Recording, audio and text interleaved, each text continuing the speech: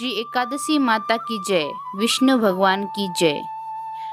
नमस्कार मित्रों, आप सभी का स्वागत है हमारे YouTube चैनल जी में। आज हम श्रावण शुक्ल पक्ष की पुत्रदा एकादशी व्रत कथा सुनाएंगे। आप हमारे चैनल पर नए हैं तो चैनल को सब्सक्राइब कीजिए। कथा को आधा अधूरा ना छोड़े, कथा को पूरा सुने। पुत्रदा एकादशी कथा। धनुर्धर अर्जुन ने कहा, हे प्रभु, ये कल्याणकारी और महापुण्यदायी कथाएं सुनकर मेरे आनंद की सीमा नहीं है और मेरी जिज्ञासा बढ़ती जा रही है। हे कमल नयन, अब आप मुझे श्रवण माह के शुक्ल पक्ष की एकादशी की कथा सुनाने की कृपा करें। इस एकादशी का क्या नाम है तथा इसके व्रत का क्या विधान है? इसमें किस देवता का पूजन किया जाता है और इसका व्रत करने से किस फल की प्राप्ति होती है? श्री कृष्ण ने कहा, हे धनुर्धर, श्रावण माह के शुक्ल पक्ष की एकादशी की कथा के श्रवण मात्र से ही अनंत यज्ञ का फल प्राप्त होता है।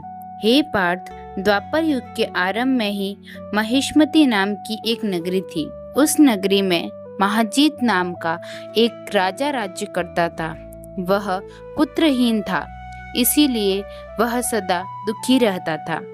उसे वह राज्य, सुख और वैभव सभी कुछ बड़ा ही कष्टदायक प्रतीक होता था, क्योंकि पुत्र के बिना मनुष्य को इहलोक और परलोक दोनों में सुख नहीं मिलता है। राजा ने पुत्र प्राप्ति के बहुत उपाय किए, किंतु उसका हर उपाय निष्फल रहा। जैसे जैसे राजा महाजीत वृद्धावस्था की ओर बढ़ता जा रहा था, वैसे वैसे उसकी चिंता भी बढ़ती जा रही थी। एक दिन राजा ने अपनी सभा को संबोधित करके कहा, न तो मैंने अपने जीवन में कोई पाप किया है और न ही अन्यायपूर्वक प्रजा से धन एकत्रित किया है, न ही कभी प्रजा को कष्ट दिया है और न कभी देवताओं और ब्राह्मणों का निरादर किया है। मैंने प्रजा का सदैव अपने पुत्र की तरह पालन किया है, कभी किसी से ईर्ष्या भाव नहीं किया, सभी को एक समान समझा। मेरे राज्य में कानून भी ऐसे नहीं हैं जो प्रजा में अनावश्यक डर उत्पन्न करे।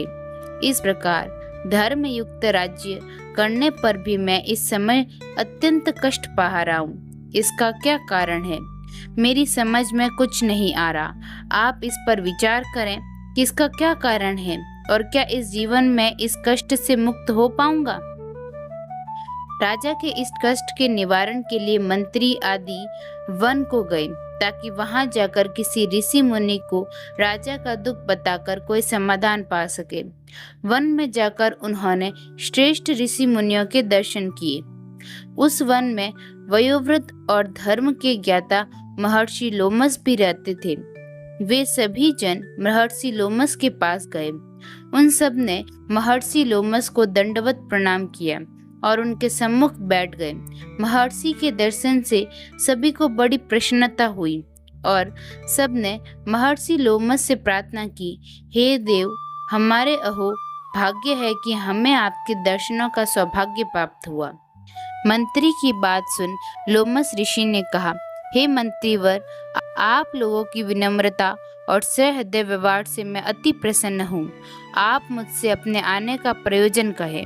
मैं आपके कार्य को अपने सामर्थ्य के अनुसार अवश्य ही करूँगा, क्योंकि हमारा शरीर ही परोपकार के लिए बना है।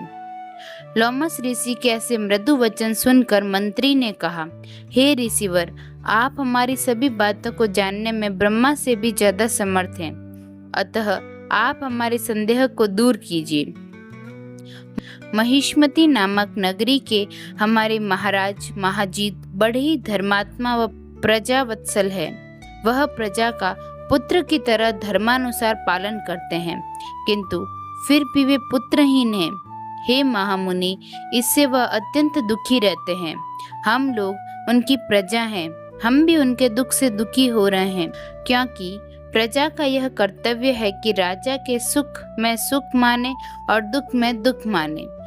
हमें उनके पुत्रहीन होने का अभी तक कारण ज्ञात नहीं हुआ है, इसीलिए हम आपके पास आए हैं। अब आपके दर्शन करके हमको पूर्ण विश्वास है कि हमारा दुख अवश्य ही दूर हो जाएगा, क्योंकि महान पुरुषों के दर्शन मात्र से ही प्रत्येक कार्य की सिद्धि हो जाती है। अतः आप हमें बताने की कृपा करें कि किस विधान से हमारे महाराज पुत्रवान हो सकते हैं। हे ऋषिवर, यह आपका हम पर व हमारे राज्य की प्रजा पर बड़ा ही उपकार होगा। ऐसी करुण प्रार्थना सुनकर लोमस ऋषि नेत्र बंद करके राजा के पूर्व जन्मों पर विचार करने लगे। कुछ पलों बाद उन्होंने विचार करके कहा, हे भद्रजनों, यह राजा पिछले जन्म में अत्यंत उद्दंड था तथा बुरे कर्म किया करता था। उस जन्म में यह एक गांव से दूसरे गांव में घूमा करता था। एक बार ज्येष्ठ माह के शुक्ल पक्ष की एकादशी के दिन की बात है। यह 2 दिन से भूखा था। दोपहर के समय एक जलाशय पर जल पीने गया। उस स्थान पर उस समय ब्याई हुई एक गाय जल पी रही थी। राजा ने उसको प्यासी ही भगा दिया और स्वयं जल पीने लगा। हे श्रेष्ठ पुरुषों, इसीलिए राजा को यह कष्ट भोगने पड़ रहे हैं। एकादशी के दिन भूखा रहने का फल यह हुआ कि इस जन्म में यह राजा है और प्यासी गाय को जलाशय से भगाने के कारण पुत्रहीन है। यह जान सभी सभासद प्रार्थना करने लगे, हे ऋषि श्रेष्ठ, शास्त्रों में ऐसा लिखा है कि पुण्य से पाप नष्ट हो जाते हैं। अतः कृपा करके आप हमें कोई ऐसा उपाय बताएं जिससे हमारे राजा के पूर्व जन्म के पाप नष्ट हो जाएं और उन्हें पुत्र रत्न की प्राप्ति हो। सभासदों की प्रार्थना सुनकर लोमस मुनि ने कहा, हे श्रेष्ठ पुरुषों, यदि तुम सब श्रावण माह के शुक्ल पक्ष की पुत्रदा एकादशी का व्रत और रात्रि जागरण करो, उस व्रत का फल राजा के निमित्त कर दो, तो तुम्हारे राजा के यहाँ पुत्र उत्पन्न होगा। राजा के सभी कष्टों का नाश हो जाएगा। इस उपाय को जानकर मंत्री सहित सभी ने महर्षि को कोटि कोटि धन्यवाद दिया तथा उनका आशीर्वाद लेकर अपने राज्य में लौट आए।